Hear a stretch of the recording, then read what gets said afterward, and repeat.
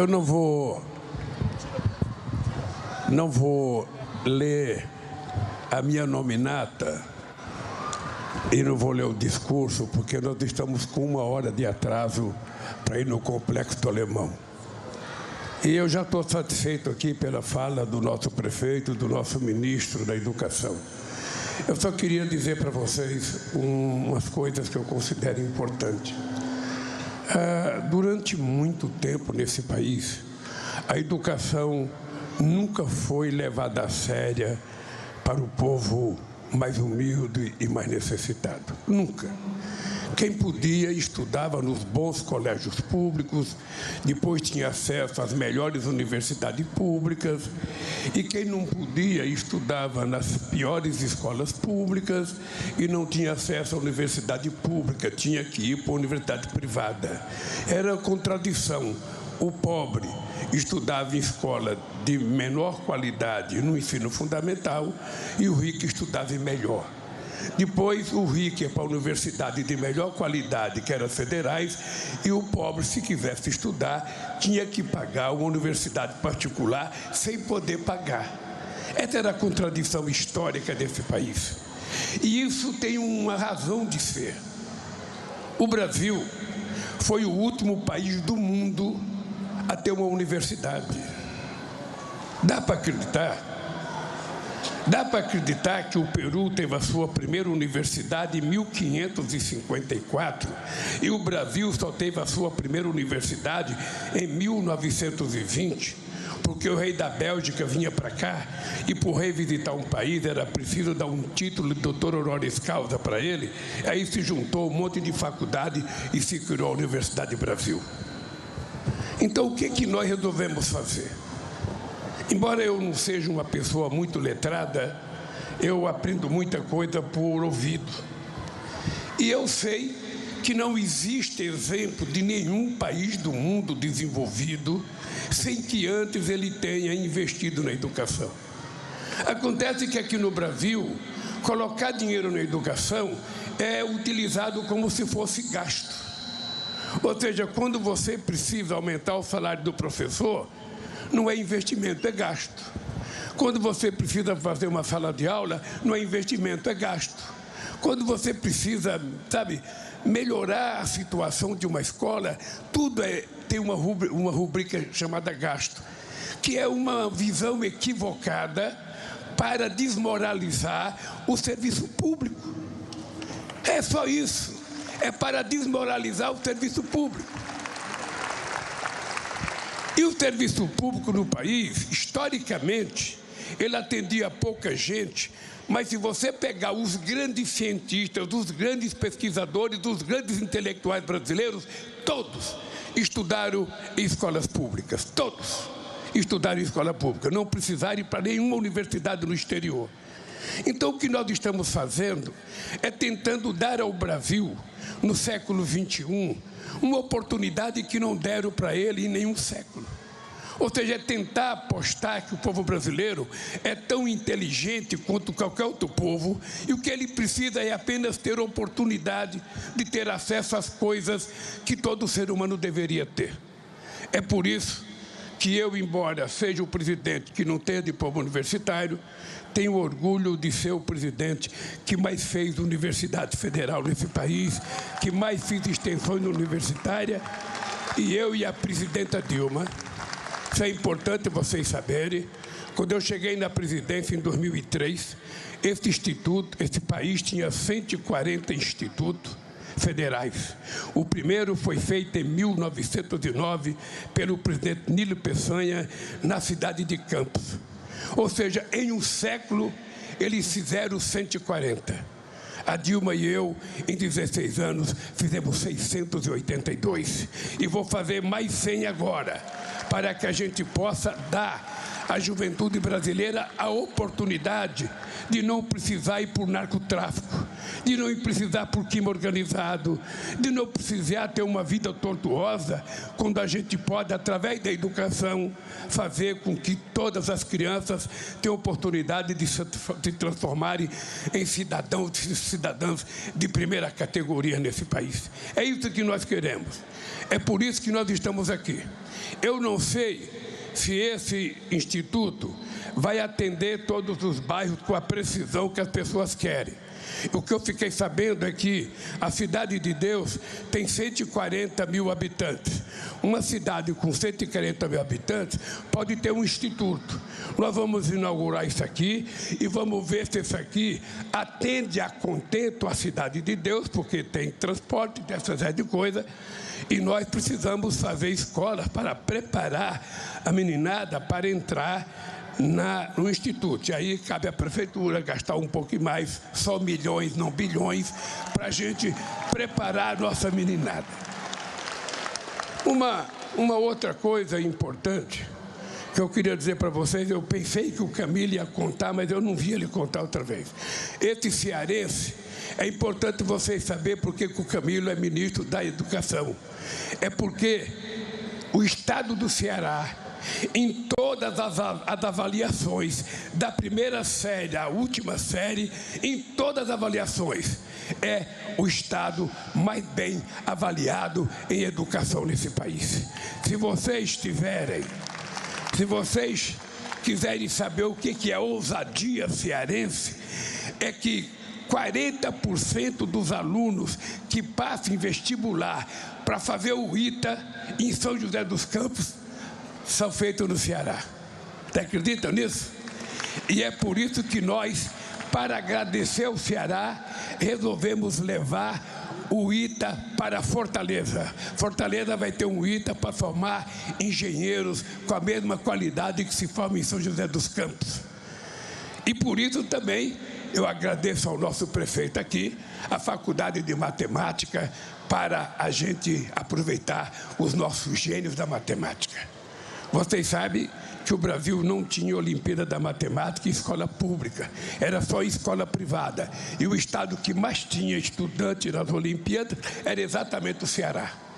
E eu resolvi criar as Olimpíadas da Matemática na escola pública. As pessoas diziam que não é possível, as crianças pobres não têm interesse, não vão participar. A primeira convocação que nós fizemos na escola pública, se inscreveram 10 milhões de pessoas. A segunda se inscreveram 14 milhões de pessoas. A terceira se inscreveram 18 milhões de jovens para participar das Olimpíadas da Matemática. Então agora o que a gente vai fazer? A gente vai pegar os meninos e as meninas que ganharam medalha de ouro, a gente vai fazer uma espécie de um vestibular entre os gênios da medalha de ouro e vai separar esse ano os primeiros 100 e vamos levá-lo para a Faculdade de Matemática, que está pronta e que, segundo o prefeito, a primeira aula vai ser em março. Vai ser dia 2 de abril, vai ter uma aula inaugural. Então vai ter 100 alunos. No segundo ano, mais 100, 200. No terceiro ano, mais 100, 300. Depois, 400 alunos.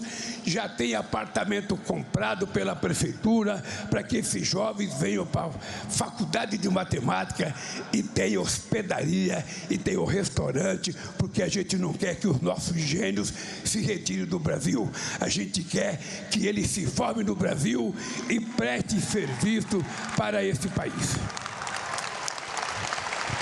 Uma última coisa de educação, querida vereadora Luciana, eu não pude descer para te dar um beijo aí, mas fica um beijo dado à distância para você, querida. Uma outra coisa de educação. Nós decidimos, vamos fazer um investimento de 7 bilhões de reais. E nós vamos fazer uma coisa inédita. Nós vamos pagar para as crianças mais carentes, do Cade Único, sobretudo, para as crianças estudarem. Por que nós vamos pagar? Anotem, nas vilas mais pobres do Rio de Janeiro, a evasão escolar entre o ensino fundamental e a chegada ao ensino médio. Este ano, 500 mil crianças desistiram da escola. O argumento é de que ele se afasta para poder trabalhar. Eu não sei se esse argumento é verdadeiro, pode ser. Mas o dado concreto é que um país não pode permitir que 500 mil crianças deixem de fazer o ensino médio porque tem que trabalhar. A nossa tese está na nossa Constituição de 88. Lugar de criança não é no mercado de trabalho. Lugar de criança é na escola estudando para amanhã adentrar ao mercado de trabalho numa situação mais confortável. Então veja o que vai acontecer.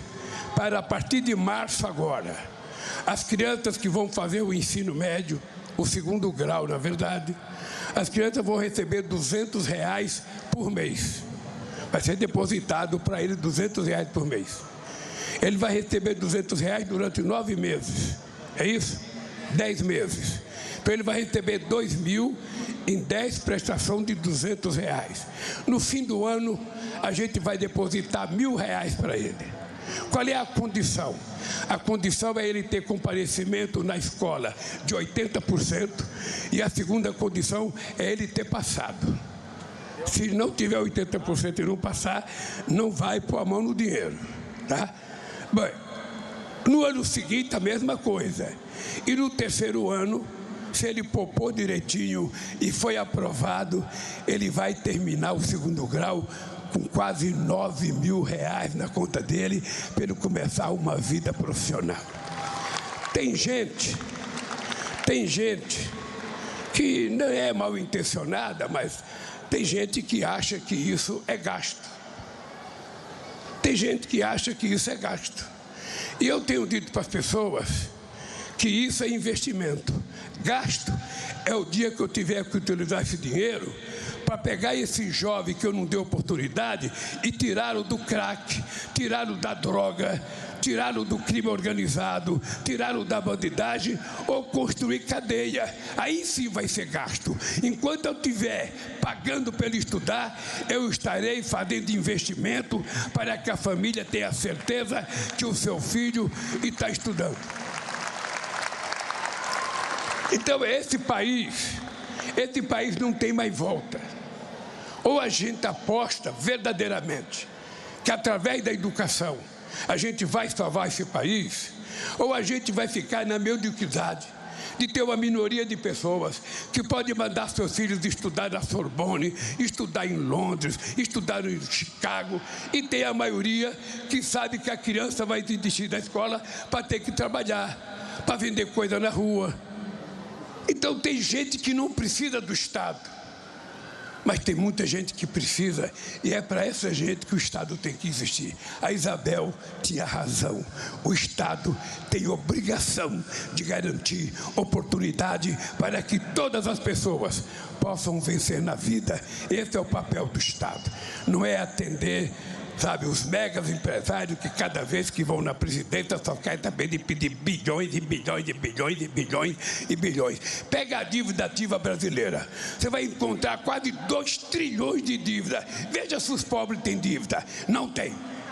Porque o pobre é o seguinte: quando ele compra o pão e o leite fiado e ele não pode pagar, ele passa de passar na frente da padaria. Ele tem medo de ser chamado de que está devendo. O rico não. O rico gosta de dizer que está devendo. Para ele é uma coisa charmosa dizer: eu peguei 5 bilhões no BNDES, juro de longo prazo, 5 anos de carência e vou pagar em 15 anos. Não é assim, Eduardo? O pobre não. O pobre a gente empresta um crédito consignado, R$500, R$1.000, para o cara sobreviver, e ele vai sobrevivendo.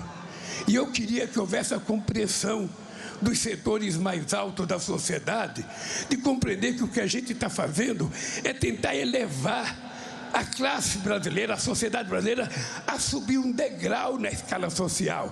Ninguém gosta de ser pobre, ninguém gosta de morar mal, ninguém gosta de comer mal, ninguém gosta de estudar mal. Pare de pensar, a gente gosta de coisa boa.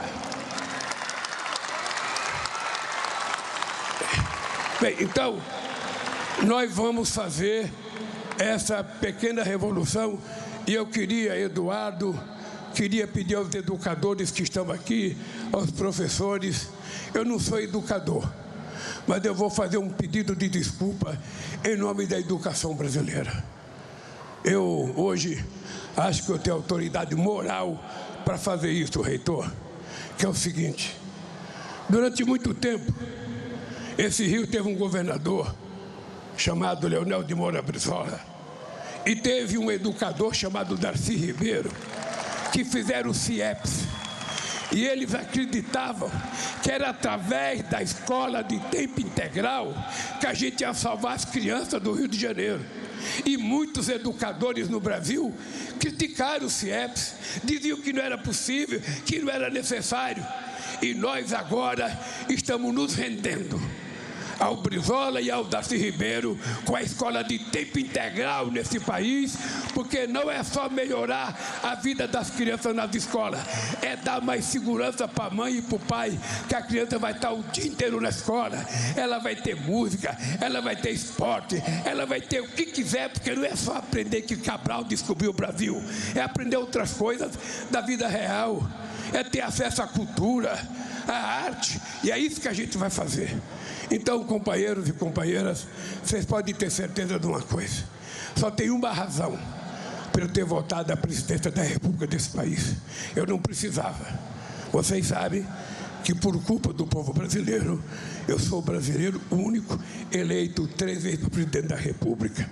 E eu vim aqui porque eu quero provar outra vez, da mesma forma que eu provei nos meus 2 mandatos, de que esse país pode ter jeito.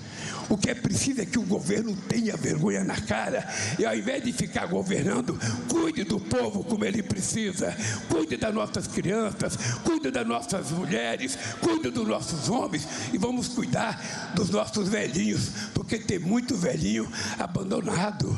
A sociedade brasileira está ficando velha, a gente não é mais daquela nação nova, a gente está vivendo agora 75 anos. Olha esse jovem que fala com vocês, eu tenho 78, a gente já pensa que eu tenho 30. Ela fala: nossa, amor, nunca vi você tão jovem com 30 anos. E eu acredito, eu fico bem acreditando isso. E faço um esforço desgraçado, cara. Levanto todo dia às 6 horas da manhã. Enquanto alguém está dormindo aí, eu estou ali no basquete para ver se eu faço jus a história de que eu tenho 30 anos, sabe? Então, eu queria dizer para vocês que é o seguinte: eu gosto do Rio de Janeiro de graça. Eu venho ao Rio de Janeiro, prefeito, desde 1975. Eu conheço a Bené quando ela ainda não era nem vereadora. O sonho do Brizola era levar a Bené para o PDT e a gente não deixava. Mas você sabe que eu venho aqui, nunca o PT, um vereador do PT, um deputado do PT, um ministro do PT, nunca o prefeito da capital, nunca me convidaram para molhar esse pezinho na praia de Copacabana ou de Ipanema. Nunca pus o pé na água do Rio de Janeiro, porque é só reunião, reunião, reunião. E agora, além de reunião, é o prefeito pedindo bilhões e bilhões e bilhões e bilhões. Assim ninguém aguenta. Mas eu queria terminar fazendo justiça ao companheiro Eduardo Paes. Eu converso com muitos prefeitos. Aqui do Rio de Janeiro eu conheci muita gente. Eu quero dizer para vocês que vocês têm um prefeito especial. Eu não estou dizendo que alguém é obrigado a gostar dele, não. Não precisa gostar, ninguém está querendo casar. O que a gente gostaria é que vocês respeitassem a diferença do prefeito que vocês tiveram há pouco tempo atrás e do trabalho que ele faz nesses anos que ele voltou à prefeitura. E vocês pensassem, para a gente saber que vale a pena. Para a gente saber que vale a pena. Eu nunca tive divergência se a pessoa é mais à esquerda, se a pessoa é liberal, se a pessoa é de direita. Eu nunca tive esse problema. Quem é deputado federal convive com todo mundo. Agora eu confesso para vocês que eu vou morrer sem entender o que aconteceu nas eleições para presidente de 2018, porque o Brasil não merecia eleger uma praga de gafanhoto para dirigir esse país. Sinceramente. Então, todos esses projetos que o Eduardo Paes apresentou, eu já falei para ele, eu estou viajando agora, eu não venho no carnaval, porque eu estou meio contundido, não posso dançar, então eu não venho, mas depois eu vou para o Egito, vou ficar um dia numa visita oficial, depois eu vou na reunião da União Africana, que é a reunião dos 54 países da África, e eu vou para a África sempre com a incumbência de que o Brasil tem uma dívida histórica com o continente africano. Nós devemos a ele 350 anos de escravidão, de pessoas que eram livres e que se transformaram em escravos para vir para cá. Então, a nossa cultura, a nossa arte, a nossa beleza, o nosso jeito de ser tem muito a ver com a África. E eu acho que o Brasil tem que pagar com transferência de conhecimento e tecnologia. E eu tenho muito orgulho, porque eu fui convidado como convite de honra para ir fazer um discurso para eles sobre a questão da África. Bem, dito isso, eu falei para o companheiro Eduardo Paes, quando eu voltar, vou marcar uma audiência com ele em Brasília. Ele vai levar todos os projetos dele, todos os filmes que ele tenta ganhar a gente, passando uns filmes emocionantes, sabe? Os prédios falam, a avistação de trem fala, chora, sabe? Então, só falta chamar de o Lula de meu amor no filme.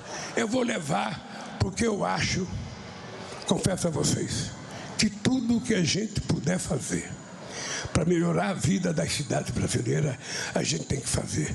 Porque é na cidade que o povo mora, é na cidade que o povo usa transporte, é na cidade que o povo usa a saúde, é na cidade que o povo usa a educação. Então, a gente tem que ajudar. E os projetos que o Sérgio e o Eduardo Paes apresentou são pertinentes. Eu não sei se vou atender todos, mas pode ficar certo que uma boa parcela deles a gente vai atender. E queria terminar dizendo aos companheiros da Cidade de Deus, se esse instituto aqui, ao começar a funcionar, não atender a plenitude daquilo que é a aspiração do povo da Cidade de Deus, quero dizer para vocês que nós faremos um outro instituto na Cidade de Deus. Aí, o Camilo Santana, o meu ministro, e o prefeito vão localizar uma área central, bem no meio da Cidade de Deus, e é lá que a gente vai formar a nossa juventude. Eu quero jovem na escola, eu não quero jovem na cadeia, eu quero jovem na escola, eu não quero jovem no tráfico, eu quero jovem na escola, eu não quero jovem trabalhando. Ele vai ter a vida inteira para trabalhar e tem pouco tempo para estudar. E enquanto eu for presidente, a gente vai garantir tranquilidade para as mães, ver os seus filhos ser tratados decentemente na educação, pelo menos uma vez na história desse país. Um beijo no coração de vocês, um abraço, querido Eduardo Paes, obrigado por tudo, obrigado pela parceria e obrigado a todos vocês. E fico feliz que os filhos e a filha de Isabel estão aqui para ver que a mãe dele não foi apenas uma jogadora de vôlei, ela se transformou no orgulho nacional. Um beijo no coração de vocês e que Deus abençoe e que mais filhos sejam igual ou até melhor do que ela. Beijo, gente. Poder Monitor. Acesse agora e ganhe 30 dias grátis.